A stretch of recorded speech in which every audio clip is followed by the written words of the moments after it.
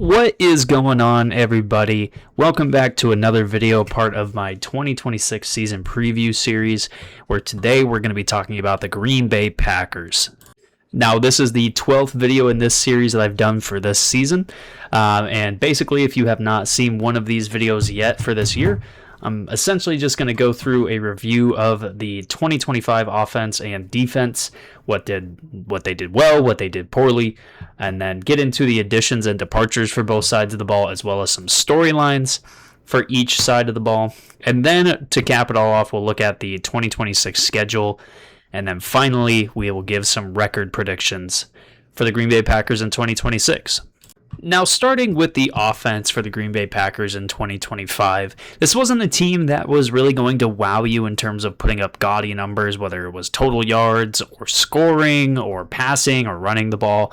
But this was a team that was efficient. They were third in the NFL in terms of the least amount of turnovers. They were around middle of the pack in terms of penalties, but they were fourth in the entire NFL in net yards per passing attempt. They didn't do as well in terms of running the ball, but they still had the 15th most rushing yards. That was led by Josh Jacobs, obviously. And this was a team that even in the two games that Jordan Love did not play in, they still were efficient. Malik Willis, in the 4 games, including one start that he took part in, he threw for 400 yards in basically 4 games across 35 passing attempts, and he completed almost 86% of his passes. This was just a team who, again, efficiency-wise, they were pretty good until the late part of the year last year, where it saw them lose 4 straight games going into the playoffs and then lose a 5th straight to the Bears in the wild card round. And Green Bay didn't do a whole lot in the offseason to really add to this offense. They added a backup quarterback in Tyrod Taylor, and they signed Sky Moore from San Francisco, who, even though his main position is wide receiver on offense, he really mostly served as the primary kick and punt returner for San Francisco last year, and he did do a solid job at that. The lone draft pick for the Green Bay Packers on the offensive side of the ball was Jaeger Burton out of Kentucky. It's a guy who played in over 50 games for Kentucky in his, I believe, 5 seasons with the team. And he just was an everyday player for that team, somebody that I'm sure Green Bay can just look to as a depth piece for this offensive line for however long he's there. And when you look at the departures for Green Bay, there's definitely a lot more leaving the team than there was coming to the team. Dontavian Wicks was traded to the Philadelphia Eagles for a 2026 5th-round pick and 2027 6th-round pick. They also saw wide receiver Romeo Doubs sign with the New England Patriots on a 4-year, $68 million deal. Definitely not something that Green Bay was willing to do, especially given the contract extension that they gave to Christian Watson this offseason and the hopeful extension that they're going to want to give to Matthew Golden in a few years. Malik Willis, the guy who has really done an incredible job as a backup quarterback for Green Bay over the past 2 seasons. He signs with the Miami Dolphins on a 3-year, almost $70 million deal. This team also lost Elgton Jenkins to the Cleveland Browns on a 2-year deal as well. And so now for my storylines for Green Bay's offense in 2026. I already mentioned it with Christian Watson. He's the $92 million man. He's going to get paid $23 million a year to hopefully be better than a 600-yard receiving receiver every single year. You know, he has not had a season where he's really wowed anybody. And last year, he had another injury season. And so it's kind of like, was $92 million really worth that investment? I don't really know if that's the case. The hope is that there's more to come from Christian Watson. But again, we haven't really seen it yet. Tucker Kraft is returning from a torn ACL that he suffered last November. And the plan is that he's going to be playing week 1 this year once they start the season. The last storyline is going to be what's next for Jordan Love, and a lot of it is really going to hinge on Christian Watson's development into the number 1 guy in that receiver room, Tucker Kraft returning from injury, and there's some guys on the offense that I don't know if Green Bay can rely on consistent production from anymore. Josh Jacobs is getting up there in age, and last year wasn't an incredible season for him. He had 13 touchdowns, but when you look at his numbers, he rushed for barely over 4 yards per attempt, and I think the offense is worse than it was last year. So I really wonder what we're going to think about Jordan Love halfway through the year if this team is struggling, if there's talks of, possibly replacing him, which sounds ridiculous given that he had a $200 million extension just a couple of seasons ago.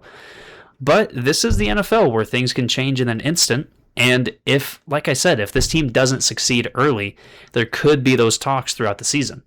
On to the defense. This was a team who early in the season looked really good. They had Micah Parsons playing at an extremely elite level, as you can see by his first team All-Pro selection.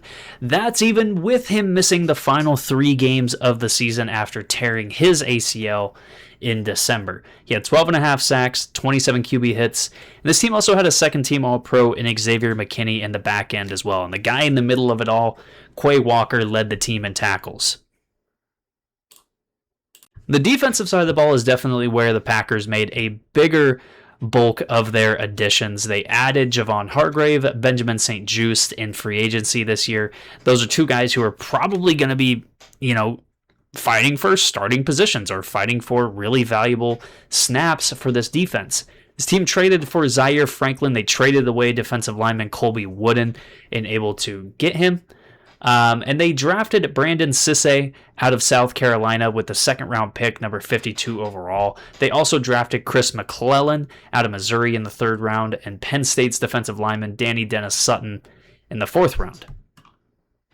And those last 2 draft picks that I mentioned, Sutton and McClellan, this makes sense for Green Bay to do for a future standpoint as well as a current standpoint, because as I'm going to get into here in just a few minutes, there's a chance that Micah Parsons is not playing until week 6 or 7 this year. And when you look at the production that Dennis Sutton provided Penn State the last 2 years with 8.5 sacks in both of those seasons, as well as Chris McClellan getting 8 sacks last year for Missouri, it makes sense for them to invest in that position because there's not a lot of other guys on this defensive line or on the defense in general that has provided much in the pass rushing department outside of Micah Parsons. For the departures for the 2026 defense for Green Bay, Quay Walker is probably the biggest free agency departure. He signs with the Las Vegas Raiders on a 3-year, $40.5 million deal.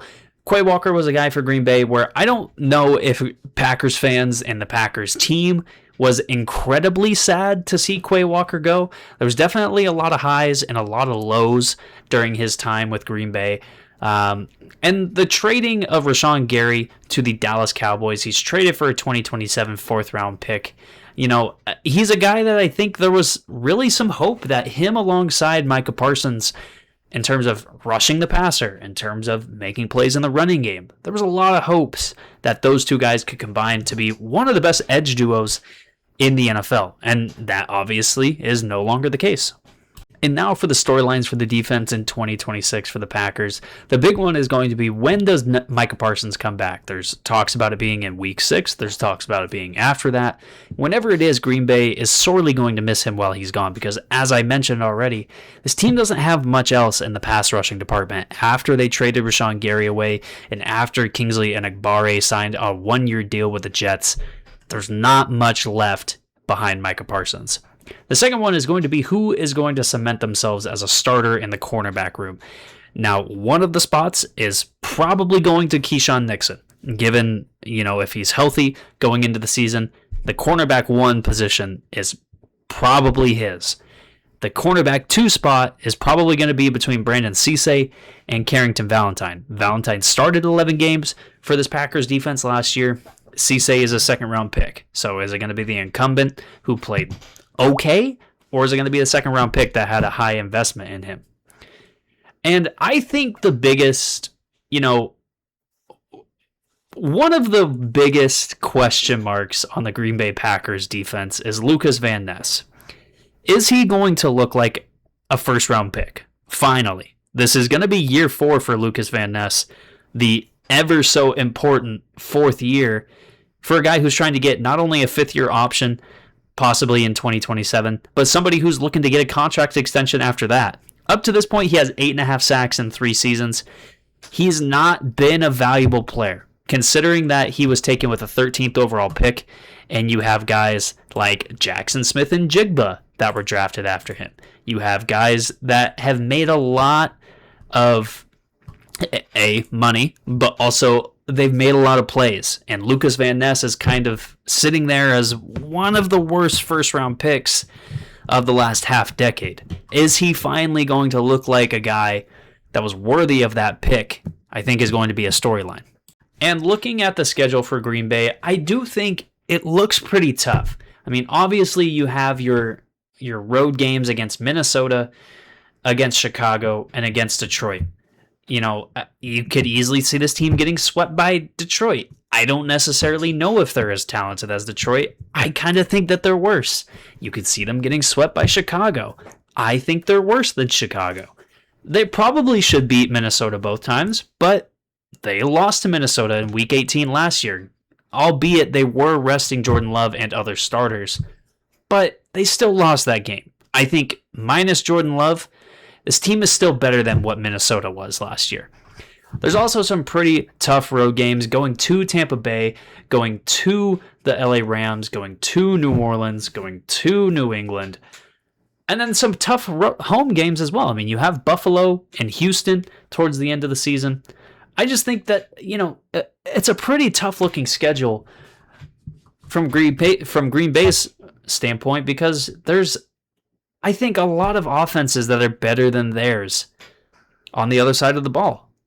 And now for my record prediction for Green Bay in 2026. I really think floor-wise, this still is a good team. They have an all-world pass rusher in Micah Parsons, if he's healthy when he comes back and if he's playing at a high level. But offensively, I just don't think that there's enough there. And I honestly think that the ceiling of 10-7 and the floor of 7-10 that I'm giving them, I think that's pretty generous. And that's betting pretty heavily on guys like Jordan Love, on guys like Matt LaFleur, on guys like Josh Jacobs, on guys like Christian Watson, on guys like Matthew Golden, even on somebody like Micah Parsons, who's coming back from a torn ACL. It's putting a lot of faith that things are going to go right for Green Bay in 2026. I just don't see how this roster, out as it's currently constructed, is going to be good even in their own division. I think Chicago's better than them. I think Detroit is better than them. I think the teams that they're going to play this year, a lot of them are better than Green Bay. And so I just don't see where they go on a run and they, you know, get to 11 or 12 wins, or they take the NFC North by its horns and win it. I just don't see how that happens with how this team is currently constructed. That's going to be it for this video. Make sure you leave a like, make sure you subscribe, and leave a comment down below, and I'll see you in the next video.